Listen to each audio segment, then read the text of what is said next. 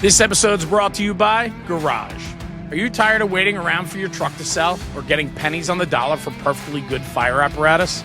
There is a better way to sell trucks, and it's called Garage. Garage is an online platform built specifically for the fire service. Think eBay, but for everything from SCBAs to ladder trucks. It is free to list, and with thousands of serious buyers visiting the site every day, your surplus apparatus gets national exposure fast. You're not sure what your truck's worth? I mean, you know that's one of the hardest parts of selling surplus equipment. If you price it too high, it sits, and if you price it too low, you leave money on the table. That is why Garage built their instant appraisal tool.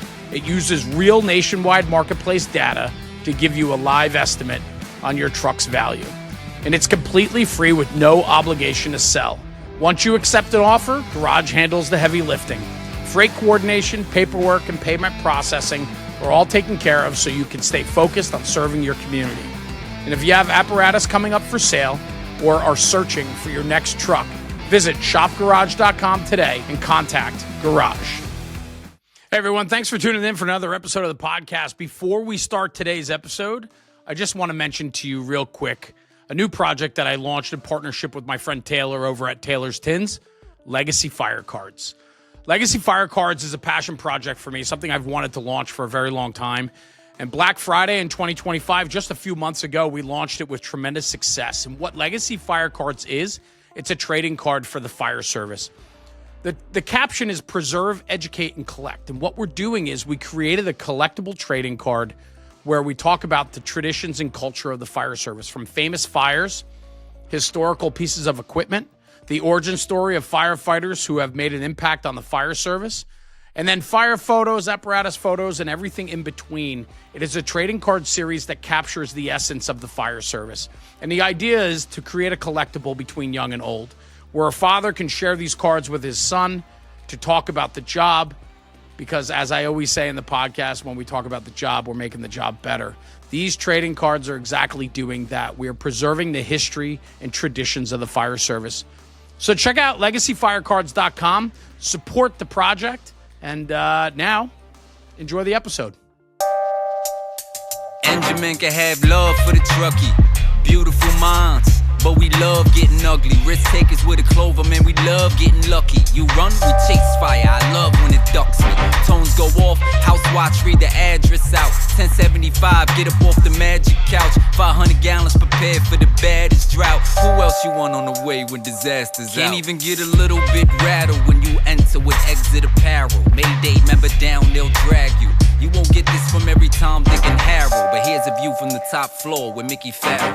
Guys, welcome back to another episode of A View from the Top Floor. Street Talk today, Upper West Side, 79th in Amsterdam at Nice Matin, enjoying a lovely Americano. I want to talk about search a little bit today. I feel like there's a misconception with right hand, left hand, as well as searching with your tool. We'll dive into that a little bit.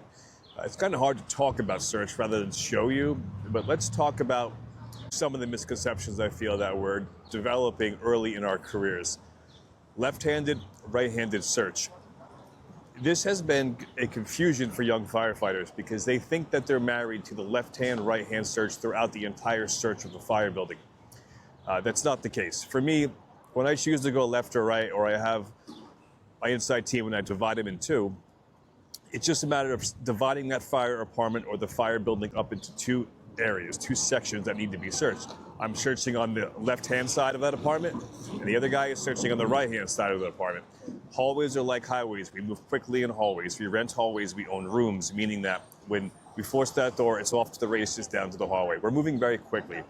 Yes, I'm hugging towards the left side of that wall because that's where I'm going to gravitate when I get to that first room, but I'm not necessarily doing a left-handed search with my hand up and down the wall the entire way.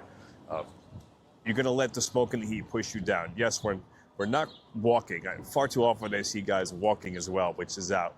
But we are moving quickly. We are staying low, but we're not necessarily crawling on our bellies until that heat pushes us to that point.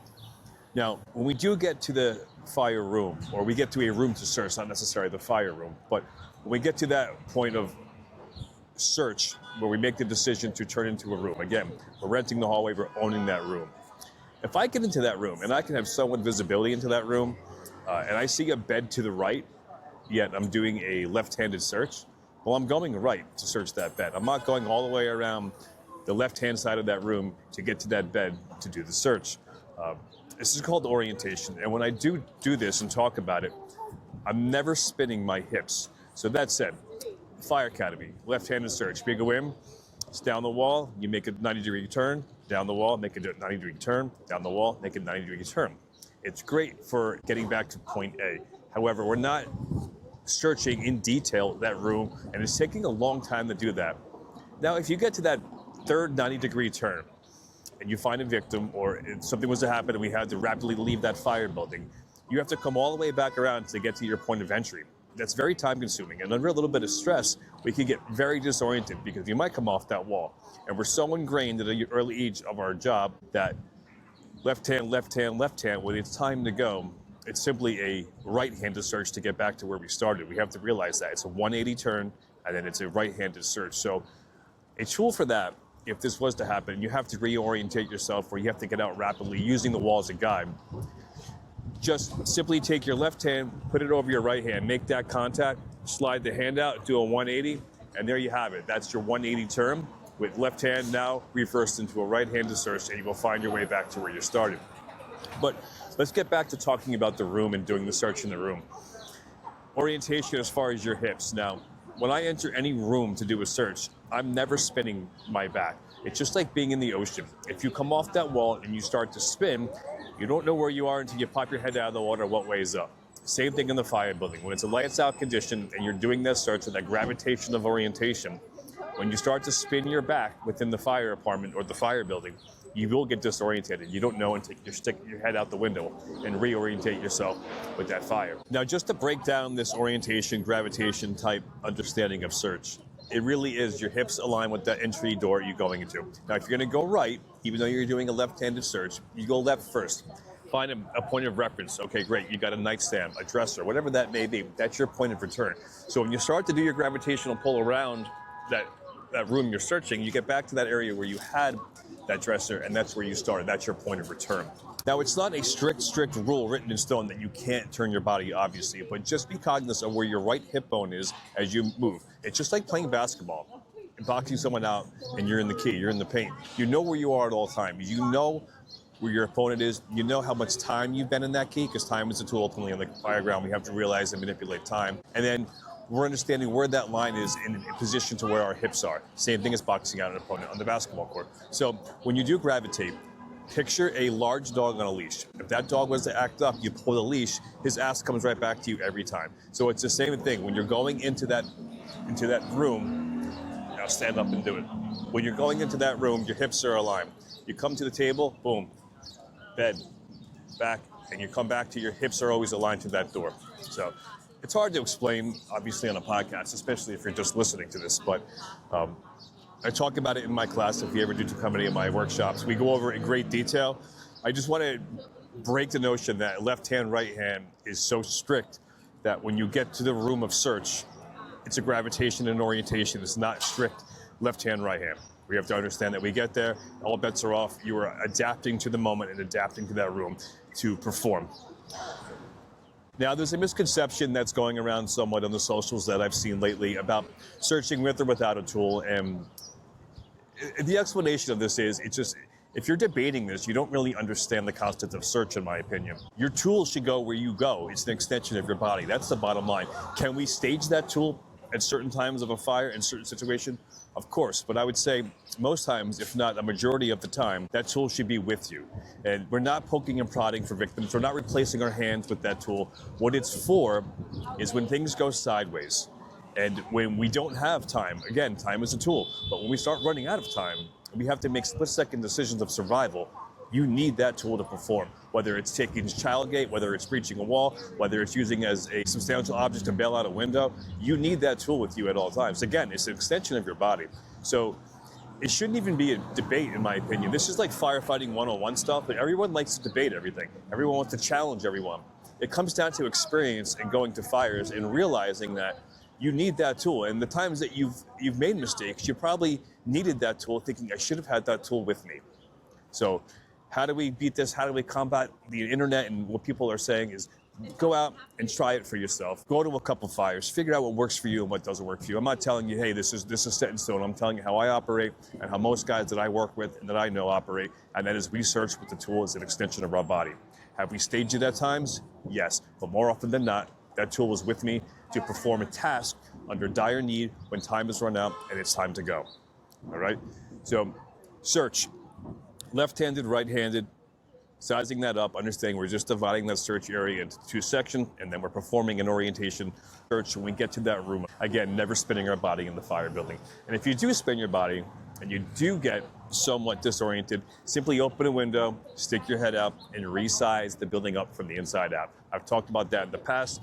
That came from years ago when guys would search from window to window to window because they had no mask, they had no air in their back. So they would go take a blow because they're taking a feed. They go take a blow, and for the guys that don't know what a blow is, it's just taking a breath, taking a break. But while they were doing that, they're also resizing the building up, seeing how far they've traveled, how far they need to travel, and what conditions are around them and below them and above them. So it's important that we resize up the fire. But that comes also from orientation and understanding where we are in the fire building at all times, and that's being cognizant of what way our hips are facing, okay? Leaving a guy at the door, this is something that needs to be talked about and addressed as well. I think it's overthought a lot of times, and I think it's overthought because it's not properly explained. We're programming young firefighters at the earlier stages of their career, and what we're not understanding is that what they're not understanding is that when I say I'm going to leave you at the door, it's for a very short time. And there's very different reasons why we leave someone at the door, whether it be a confidence level or just a gut feeling. Maybe I have as an officer that I want to leave a guy here as a beacon. When impacted fire, we have to use that door as the throttle to manipulate the energy in that fire building to combat that wind impacted fire. So that's usually when we're leaving a guy at the door, is when we have a wind impacted fire. We want to make sure we have integrity of that door. But this is where it gets a little blurry and confused.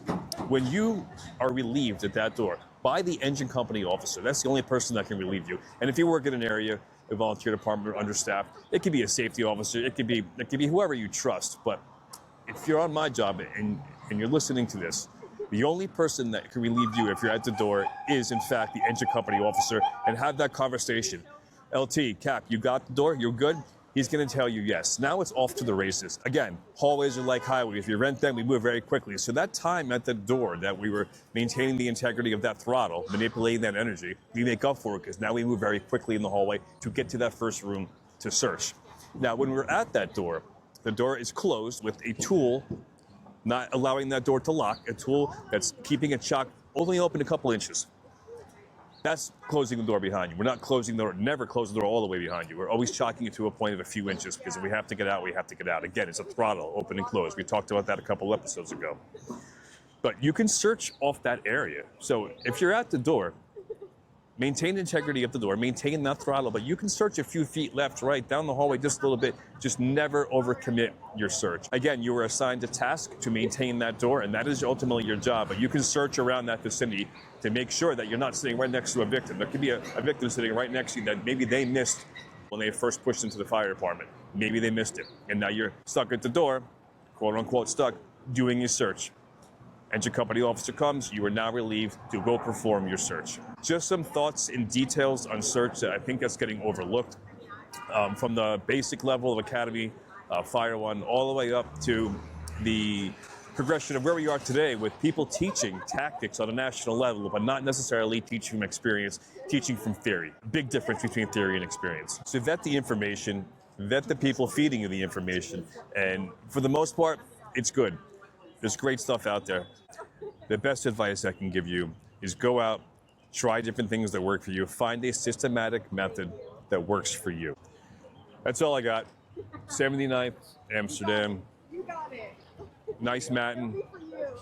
A delicious Americano. If you're in the area, check it out. All right? Until next time, Mickey File. View from the top. For like, share, subscribe.